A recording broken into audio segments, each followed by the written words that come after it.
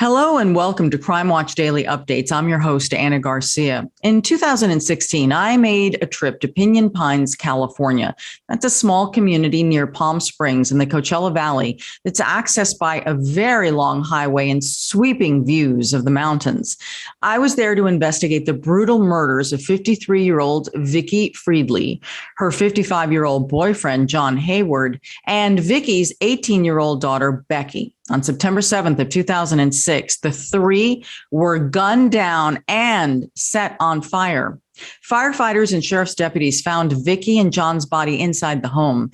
Vicki had been shot in the head, Jon in the chest. Now, outside, Becky's lifeless and charred body had been left in a wheelbarrow. She was so badly burned that her cause of death could not be determined. Fingers soon pointed to Becky's ex-boyfriend, Robert Pape, and his best friend, Cristin Smith. My friend, Luis Bolaños, who you all know from True Crime Daily, the podcast, joined the investigation. And thanks to him, thousands of tips flooded in, many of which pointed the finger at Robert Pape. Luis believes that Becky was the main target of the homicide, and Jon and Vicki were just killed as collateral damage. It took 7 years for Robert and Cristin to finally be arrested and charged with murder. Then 6 months later, in October of 2014, the Riverside County District Attorney's Office dropped the charges against the men.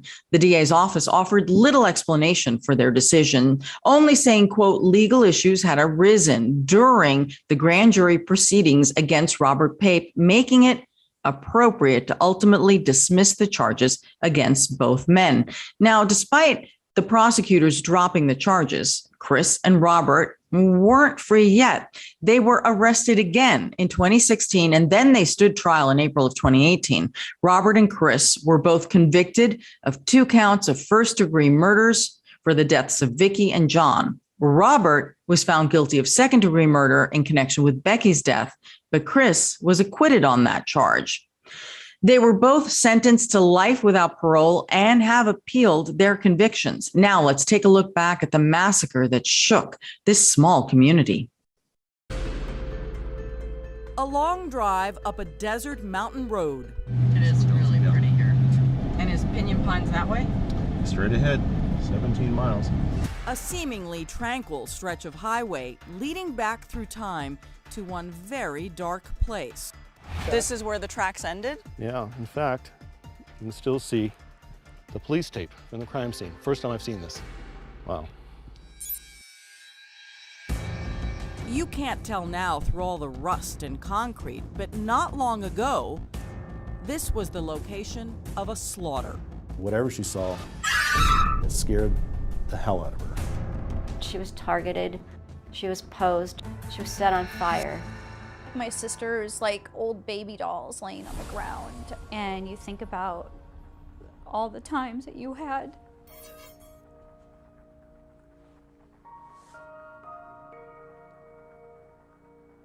with the people that you loved that were no longer there anymore. Before the ashes, before the flames. Looks like you guys are getting married. Becky Friedli, her mom Vicki Friedli, and mom's boyfriend Jon Hayward were living high above California's Coachella Valley in a secluded neighborhood called Pinyon Pines. My mom was a free spirit. She was a hippie at heart. She really had such a kind heart. And at 53 years old, that kind hippie heart seemed full. My sister seemed devoted to Jon. He was a very good father, and it seemed like everything was peaceful. Then there was the youngest of Vicki's 4 daughters, Becky Friedli. And if there was one thing about Becky, The first thing that pops out of everyone's mouth is how funny she was. She was a live wire. She embraced life with both arms outstretched. Super fun, bubbly. She was, every room she relished in being the loudest, funniest person there, always. And in many ways, after Becky's mom divorced her biological father, Ron, she seemed to be the glue that held the scattered family together. But it wasn't always easy to stay connected living in Pinyon Pines, miles above the city where the average number of bars on any cell phone was 0. We used to joke about when we were younger that, you could literally stand in her front door and yell and the neighbors can't hear you. Now, not such a joke. If there were any screams that night, no one heard them. Just the howl of the fire engines hours later. And my mom called me and she told me there's been a fire at your sister's house. So I remember thinking maybe Vicki left the oven on, or thinking maybe they're not home. But it was no accident, and everyone was home. Inside the smoldering ruins of the house, investigators find the charred remains of 2 bodies. Vicki Friedli has been shot in the head with a .40 caliber handgun. Beside her, Vicki's boyfriend Jon lay dead from a shotgun blast to the chest. It was very violent. It was just shocking. And it got worse. Outside of the home, found burning in an old wheelbarrow, was the lifeless body of 18-year-old Becky Friedli, too badly burned to determine her exact cause of death. 3 lives reduced to ashes in one night. I was devastated. I think I just cried uncontrollably. I couldn't think straight. I just wanted answers. I wanted to know what happened. Shortly after the triple homicide, sheriff's deputies questioned one of their own, a former deputy retired just the year before, Vicki's ex-husband, Jon Friedli. My mom married Ron when I was 6. Once she married Ron, he got a job as a deputy sheriff, and we packed up and we moved. Ron had actually built that house in Pinyon Pines with his own hands, and with another man living there with his ex-wife, some couldn't help but wonder. Ron was questioned by police and reportedly even passed a polygraph, but some still thought there might be a connection. I think the biggest thing in my mind was that Ron had arrested someone previously that really held a grudge against him, got out of prison, thinking he still lived there, and then came up and killed whoever was there. Police looked into that theory as well as a possible drug connection with boyfriend Jon. But as investigators dug a little deeper, it became disturbingly clear that there was really only one intended target. Well, I think Becky was the focus of this homicide. It was very likely that Jon and Vicki were collateral damage. Private investigator Luis Bolaños, who used to work on the force with Ron and knew the Friedlis well, had been following the case since day one. Why do you say that Becky was the intended target of this crime? They put Becky in a wheelbarrow in front of the house, and in a place at the end of the driveway. We call that posing. And the purpose of posing that is to send a message, it makes it really personal, to first responders, to the family, that was our target. We weren't here for Jon and Vicki, but Becky was our target. And for those who knew Becky best, there were more reasons to believe this crime was all too personal. When she was young, maybe 3, 4 years old, she ran into her sister in the kitchen who was carrying a pan of oil, like burning oil, and it spilled over her chest.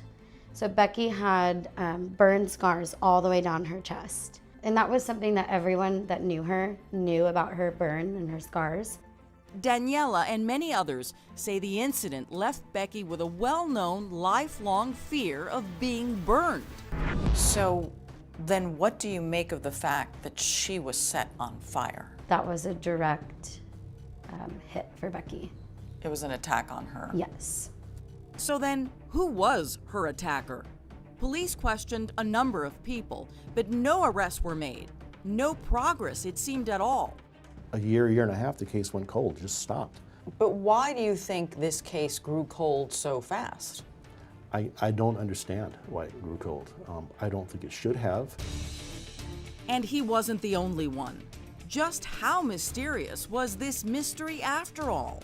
It took me all but 30 minutes. As soon as I found out that it was a homicide, I knew. After just a little digging, it was clear to investigators that the real target of the homicide was 18-year-old Becky Friedli.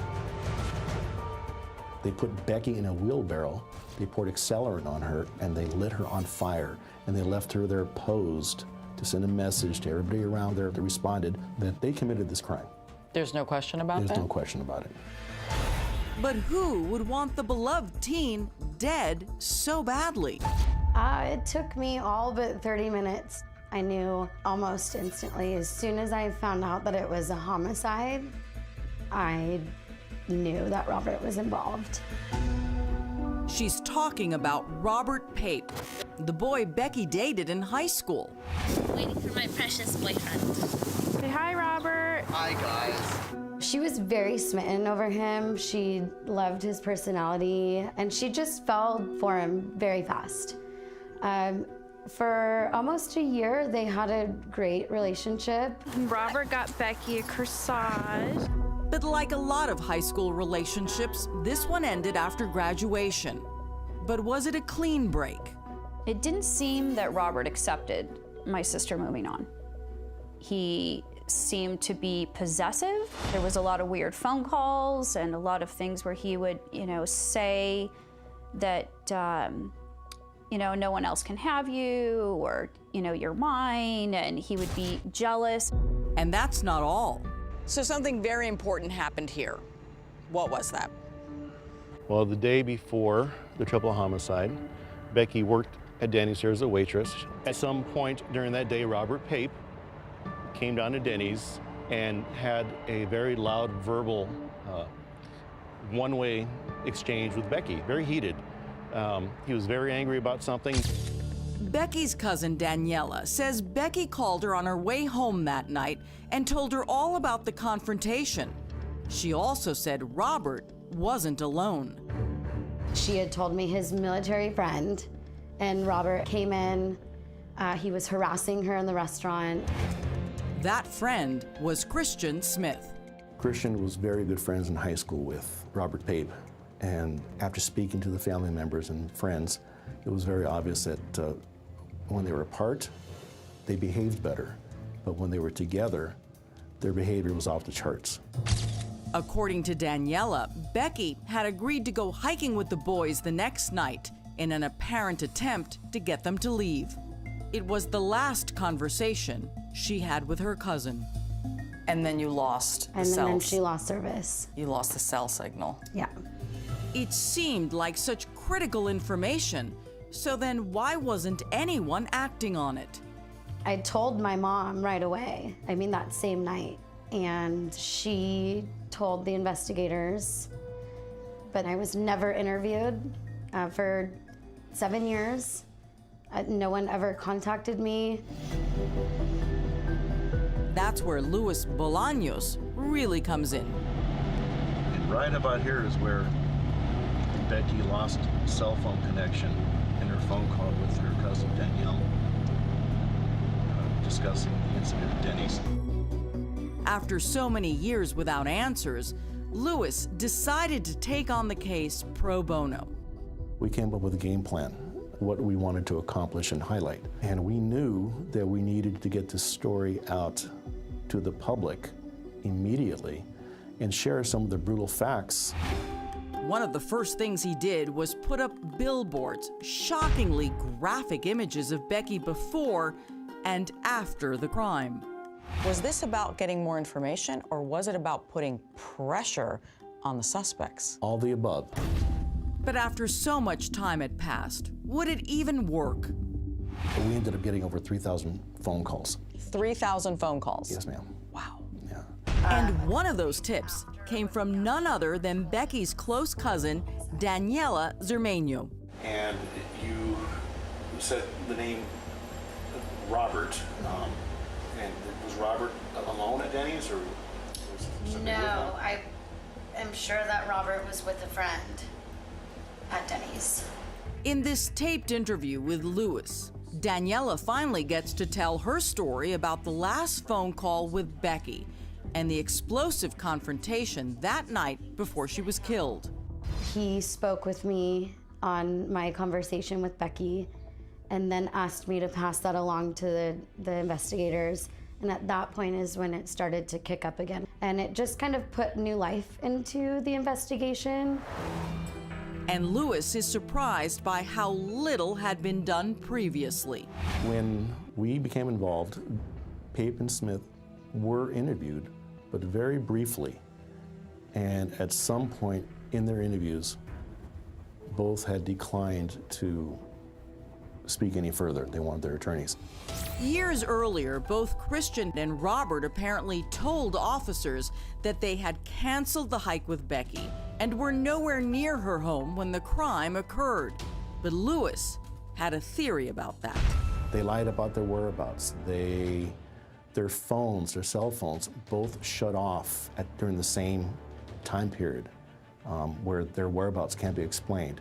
The cell phone pings show them going up Highway 74. They claimed that they never went up that way, that they were going to church. They were going to church at night? Yeah. So their alibis did not hold up? No, the alibis didn't hold up. And there was more, much more. At the scene, about 70 yards north of the residence, someone dropped a business card. And on that business card, they found Cristin Smith's DNA. Without being able to prove how the card actually got to the scene, prosecutors never made an arrest. But Luis was more convinced than ever that he was on the right track, and he was about to turn the pressure way up. Over half a decade after the unsolved murders of Jon Hayward, his girlfriend Vicki Friedli, and her daughter Becky Friedli, suspicion, at least unofficially, turned to Becky's ex-boyfriend Robert Pape and Pape's friend Cristin Smith. But no arrests were ever made, so private investigator Luis Bolaños decided to start his own investigation. And then, to make sure the case really got the attention it deserved, he reached out to Hollywood. Especially in cold cases, people tend to lose interest and they tend to forget about things that have happened. But if you can come along and do a reenactment of the crime, then that's something that catches people's attention. Together, the men decided to produce a reenactment based on police reports and what they believed happened that night. Mom? It was a shockingly realistic portrayal. The chilling scene played on TVs across the country, and even more tips started rolling in, most of them pointing right back at Robert Pape. So Luis decided to talk to the man himself. Robert, yeah, I'm Luis. We decided to go up to Robert Pape's door, knock on it during the daytime, and with Hollywood, film the encounter and make it a passive encounter. And basically we were there just trying to find folks that knew Becky in high school, working toward this tribute video, a positive thing, because we wanted to get the story out to anybody and everybody and get it moving. But was there really a tribute video, or was this just a setup? Asking friends of hers who knew her back at the time just to see a few words about her. Well, I asked them to, what was your last encounter with Becky? You know, remember the last time you saw her? And what did he say? Shoot, I guess that was some time ago. Do you remember? I mean, that's not bad if I remember the last time you saw her. That'd be pretty special. He couldn't really remember. He just couldn't remember. And I thought, well, how can you not remember? You guys dated for so long. She was important to you. You know that she died from a homicide. What did he say about Denny's? Do you know anything about some type of argument she had with somebody at Denny's? Did you ever go into it with her over anything? I guess I can't think of anything offhand, no. He denied any encounter at Denny's, that ever happened, that there was any kind of yelling match, which we knew was incorrect. After dodging a few more questions, Robert ends the conversation, but Luis leaves satisfied. And you played with him? Yeah, we did. You put the pressure up? We did put the pressure on him. So the pressure is now getting really intense. Yes. The media scrutiny, everyone's talking about it, the billboard, it's like everywhere now. Right. Does that change anything? It does. In a surprise move, 7 years after the triple homicide in Pinyon Pines, it seemed then District Attorney Paul Zellerbach was finally ready to move forward. Robert Pape and Cristin Smith were under arrest. So they were arrested, and what were they charged with? They were charged with triple homicide, each of them. But that wasn't the end of the story, though. No. Sometimes the simplest conversations end up meaning so much. The last time I spoke with my sister, it was her nephew's birthday, and I had said, you know, could you please take the day off, you know, come out here for his birthday. And then she said, it's not like it's gonna be the last one I ever get to come to. And I said, you never know. Just a few weeks later, 18-year-old Becky Friedli was dead. The third, and investigators believe, only intended victim in a brutal triple homicide. Then 7 years after the horrific murders, Becky's ex-boyfriend, Robert Pape, and his friend, Cristin Smith, were under arrest. So when there were finally arrests in this case, did you think, we're now going to get justice? I did. It was one of the happiest days of my life when they were arrested. And then that was followed by? The news that they were going to let them go. That's right, just 6 months after the arrest, and with little warning, all charges were dropped, and the boys were let go. These were not the right guys. We cried. My mom and I and my sister, we called each other and just cried. Officially, the DA's office claimed there were procedural issues with the grand jury that indicted the two. But private investigator Luis Bolaños thinks there may have been more at play. Hold on, because things are about to get a little crazy. They were in custody for a few months, so now they're getting ready for the preliminary hearing. And there's a ton of motions, and one of the motions filed by one of the attorneys for the suspects subpoenaed the DA himself, Paul Zellerbach.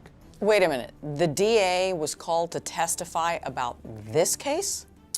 This case or something relevant to it, and that's almost unheard of, to have the actual DA come testify. But Zellerbach never took the stand because a few days before he was scheduled to appear, the case against Pape and Smith was dropped.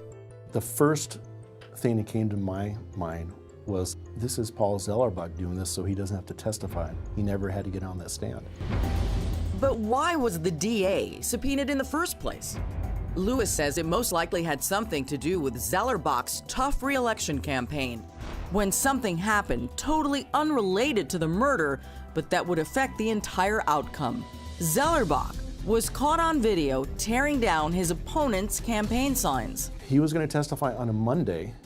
The Friday before he was to testify, he let these two clowns go. He released them. But as strongly as Luis and others felt about Robert and Cristin, could there have been any other suspects? So who is Javier Garcia? Javier was a really sweet guy, really nice. They were Becky and Javier were best friends. Just friends? Depends on who's talking. Javier was very, very much in love with Becky, and Becky was not in love with Javier. And one more thing. Javier's cell phone did ping up in the area about the time of the homicides. Javier told police it was because he was driving toward Becky's to see if she wanted him to come along on that hike with Robert and Cristin, but that after she declined, he turned around and drove home. Whatever the case, it was enough for prosecutors to ask Javier to testify as a witness before the grand jury indicting Robert and Cristin. But here's where things take yet another turn. Well, Javier's father works for the Riverside County District Attorney's Office at that time. According to reports, Javier's father would only allow his son to testify if he was granted immunity. It could have just been simply a very protective father that wanted to protect their son. In fact, Javier was confirmed to be miles away at home when the murders actually occurred and was ruled out as a suspect. Regardless, DA Zellerbach refused to grant immunity. So Javier never testified. And as if that wasn't crazy enough, remember that incriminating video that busted Zellerbach? The individual that caught him ripping down a campaign sign was Javier Garcia Sr. In that Javier's, video, hold his on. father. What? Javier's father who works for the DA, gets video of the DA tearing down campaign signs, which ultimately gets the DA arrested. And he was convicted for a misdemeanor. This is crazy. Why is that so important to this case? Well, the DA responded that the reason that Javier Garcia Sr. was following him and trying to find something that he was doing wrong is because he was upset that he wouldn't give his son, Junior, immunity. That's what Zellerbach said. That was his initial response, yes. But getting lost in the political circus was the very real fact that 3 people had been savagely murdered, and no one was facing justice. Thankfully, that was about to change with the election of a new district attorney. The 3 victims in this crime were Jon Hayward, Vicki Friedli, and Rebecca Friedli, known as Becky. Mike Hestrin takes over as new DA. Mike Hestrin vowed to pursue this vigorously and see if he can come up with enough evidence to rearrest these guys. More importantly, get to the truth, whether they deserve to be arrested or not. One of the first things investigators did was re-examine the original evidence against Pape and Smith using updated technology, including that business card with Cristin Smith's DNA on it. DNA testing had improved so much that it made it 100 million to 1 that the DNA on that card was definitely Cristin Smith's, where before it was something like 323,000 to 1. So it took that right off the table. And then this. In online messages sent long before the murders between Robert and a friend, she asked for help with a bad relationship. Robert, writing as Buttercup 1000, says, "If you know where he lives, we can professionally burn down his house." She responds, "That's right, you're a little pyro." Then Pape answers, "I've gone through a 6-pack of matches already today." The fire was already in their arsenal. They like to set things on fire. And somehow all that morphed into the decision to set the house and everybody there on fire. But in what may be one of the most incriminating pieces of evidence to date, authorities recently uncovered recordings of phone calls Robert made from jail after his first arrest. Talking to his then-wife, Sarah, Robert apparently discusses hiding unregistered firearms, including one of the same caliber used to kill Vicki Friedli. We reached out to Sarah, who has since divorced Robert, but her lawyers have advised her not to speak at this time. New DA Mike Hestrin, however, was ready to say plenty. What I thought was going to be a few months of a review turned into almost a year and a half. This exclusive photo released by our affiliate, KESQ, shows the exact moment just a few months ago when Robert Pape was rearrested. Cristin Smith was soon to follow, as was an official apology to the families for the apparent mishandling of the case. I apologized to them for the added anguish and pain that must have caused them.